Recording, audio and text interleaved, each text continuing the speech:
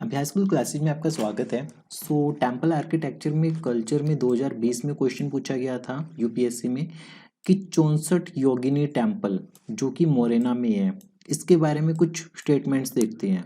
ये circular temple है जो कि built during the reign of the Kachchhapaghata dynasty.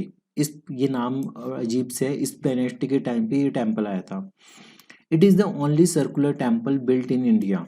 It was mean to promote the Vaishnav cult. ये Vaishnav cult को प्रमोट करने के लिए था। इसके डिज़ाइन से इंस्पायर होके इंडियन पार्लियामेंट बिल्डिंग का डिज़ाइन रखा गया है। तो आपको ये मुश्किल लग सकता है, पर ये करंट अफेयर से रिलेटेड था। तो सबसे पहले ये स्टेटमेंट ध्यान से देखो, only circular temple built in India. ये स्टेटमेंट एक्सट्रीम है। एक्सट्रीम इस सेंस में है कि एक अकेला सर्कुलर टेम्पल तो नहीं हो सकता। अगर आप ढूंढने जाओगे तो आपको 2, 4, 10, 12 मिल जाएंगे।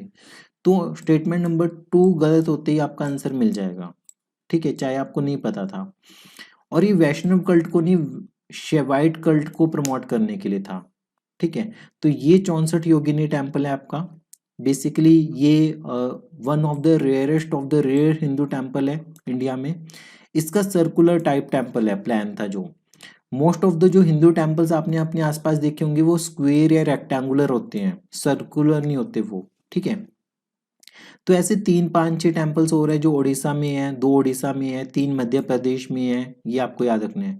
जो 64 Yogini is a temple of small square shrine of रफली ह्यून ग्रेनाइट ब्लॉक्स, ठीक है। तो ये बेसिकली गॉडेस से जुड़ा हुआ है with the rise of the tantric worship after the 7th century. तो इसके बारे में 2-3 चीज़ें आपको याद रखनी है।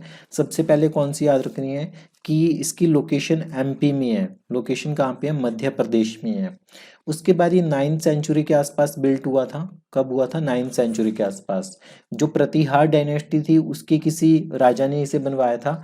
और ये नगर स्टाइल ऑफ आर्किटेक्चर है, इसमें आपको देखने को मिलेगा। और ये मदर गॉडेस से रिलेटेड है। किससे? मदर गॉडेस से रिलेटेड है, 64 योगिनी। तो ये था आपके पास 64 योगिनी टेम्पल।